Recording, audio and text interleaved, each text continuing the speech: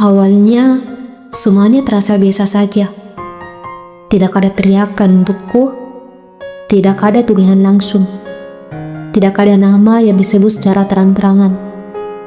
Yang ada hanyalah perubahan kecil, terlalu kecil untuk disebut suatu masalah, tapi jika terlalu lama diabaikan, akan semakin membesar.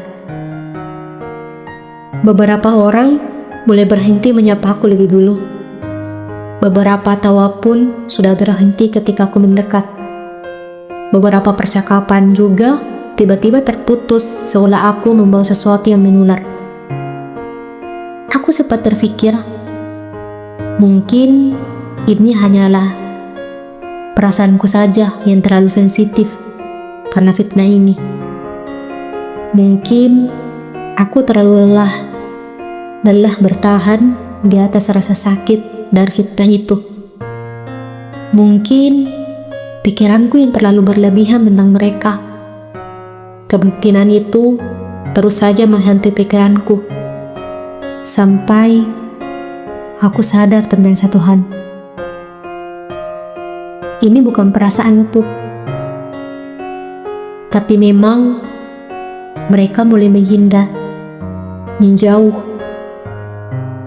seolah-olah aku adalah penjahat dalam hidup mereka. Ini adalah awal di mana mereka membenciku. Perubahan sikap orang-orang tidak datang sekaligus. Ia datang bertahap, halus, tapi mematikan. Aku tidak pernah benar-benar dijauhi secara terang-terangan. Mereka masih menyebut namaku. Mereka masih duduk di kelas yang sama, masih berbagi ruangan yang sama, tapi ada jarak yang mereka ciptakan antara aku dan mereka. Jarak yang tidak bisa kujelaskan, terlalu abstrak, tapi aku bisa merasakannya. Aku bisa merasakan bagaimana tajam jarak yang mereka ciptakan. Aku menjadi bahan pembicaraan yang dimana aku benar-benar tidak pernah hadir dalam percakapan itu. Namaku disebut ketika aku tidak ada. Prestasiku dipertanyakan ketika aku berhasil. Bahkan caraku diam pun dianggap mencurigakan. Seolah apapun yang aku lakukan selalu salah di mata mereka. Di mata mereka yang sudah terlanjur percaya bahwa sesuatu yang bahkan aku sendiri tidak tahu asalnya. Setiap hari aku belajar tentang satu hal yang baru. Fitnah ternyata tidak membutuhkan bukti untuk hidup. Ia hanya butuh banyak mulut yang mau mengulanginya. Aku mulai menangkap potongan-potongan kecil, kalimat yang setengah terdengar, tatapan yang terlalu cepat dialihkan, nama seseorang yang selalu disebut setelah namaku, lalu disusul keheningan aneh. Aku belum tahu siapa dalamnya sejauh ini, tapi aku tahu satu hal.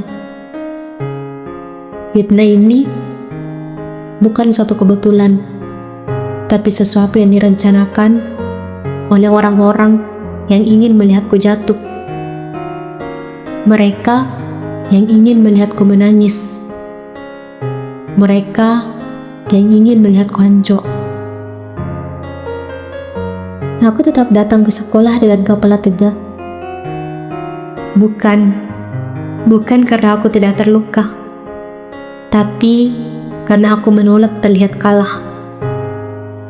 Aku berpura-pura baik-baik saja. Aku berpura-pura kuat. Aku berpura-pura tidak mendengar ketika mereka tertawa kecil di belakangku, atau ketika namaku disebut dengan nada yang tidak netral lagi. Bukan karena aku tidak peduli dengan semua itu, tapi beginilah caraku untuk bertahan. Padahal di dalam kepalaku saat berisik. Aku lelah, aku capek, Aku hancur. Aku takut. Semua rasa itu bercampur aduk dalam pikiranku.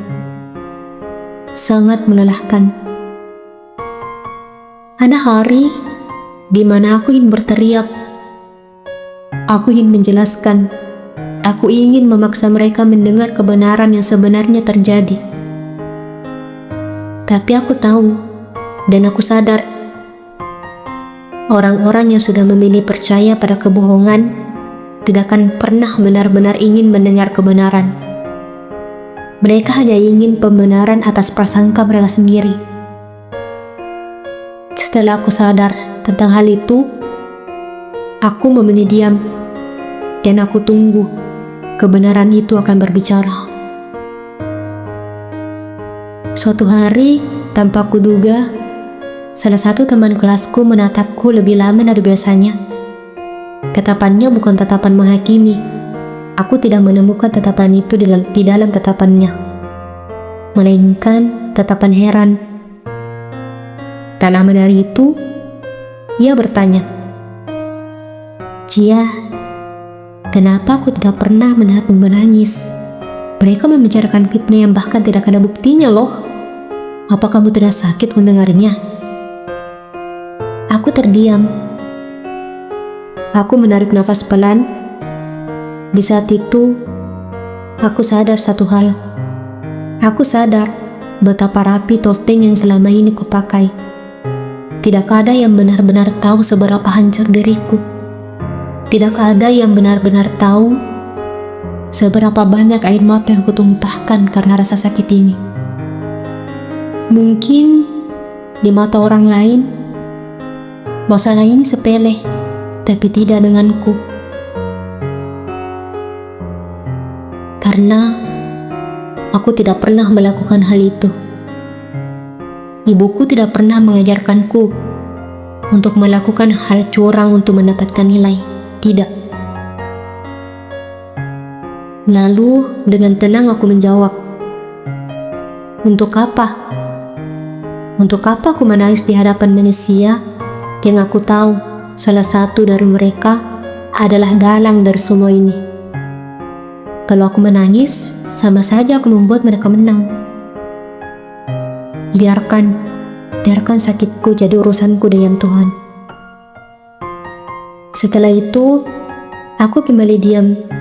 Bukan karena aku tidak punya duka, tapi karena aku memilih menyimpannya sendiri. Aku memilih untuk memendamnya sendiri. Aku memilih untuk menangis sendiri. Aku memilih untuk bertahan sendiri. Walaupun tidak ada yang mendukungku di jalan ini. Setiap pulang sekolah, aku berusaha kembali menjadi diriku yang sebenarnya. Aku menahan air mata setiap pagi, menahannya sepanjang jam pelajaran, menahannya di setiap pulang sekolah. Aku baru membiarkannya jatuh ketika tidak ada siapa-siapa. Aku belajar menjadi kuat di luar dan hancur sendirian di dalam.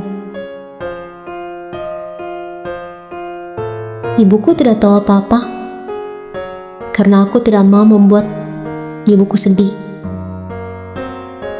Dan aku memilih untuk membiarkannya tetap begitu. Aku tidak ingin wajahnya dipenuhi kekhawatiran. Aku tidak ingin rumah menjadi tempat pertanyaan yang belum bisa kujawab. Jadi aku tersenyum di depannya. Aku bercerita hal-hal kecil. Aku bercerita tentang bagaimana kehidupan di sekolah. Indahnya berteman, memiliki teman baru. Aku bercerita seolah-olah aku menjalaninya dengan baik-baik saja. Tanpa aku sadari, aku menyembunyikan semua luka itu. Di baliknya ada suara yang terdengar normal. Aku menyimpan kehancuranku rapi-rapi, seolah itu bukan sesuatu yang layak dibagi. Tanda-tanda dalam itu mulai muncul. Bukan wajah, bukan nama, melirikan rasa. Rasa bahwa seseorang menikmati kejatuhanku. Rasa bahwa ada yang mengatur cerita ini dari balik bayangan. Rasa bahwa kebohongan ini terlalu rapih untuk lahir dengan sendirinya. Dan aku memilih tidak membalas. Aku tidak menyerap. Dan aku memilih untuk bertahan. Karena aku percaya orang yang bersembunyi di balik kebohongan akan lelah sendiri. Aku percaya sejahat apapun niat seseorang, kebenaran punya caranya sendiri untuk muncul. Dan tugasku sekarang bukan membalas, tapi tetap berdiri. Berdiri kokoh, berdiri kuat, walaupun kakiku gemetar. Aku tetap berjalan, meski hatiku penuh luka. Dan sejauh ini, aku belajar satu hal pahit. Menjadi kuat tidak selalu berarti tidak sakit. Kadang menjadi kuat hanyalah tentang bertahan satu hari lagi tanpa runtuh di hadapan mereka yang menunggu kejatuhanmu. Dan sampai hari ini, aku masih berdiri di tengah badai itu. Dengan luka yang tidak mereka lihat, dengan iman yang kupeluk erat, sambil menunggu kebenaran memutuskan kapan ia berbicara.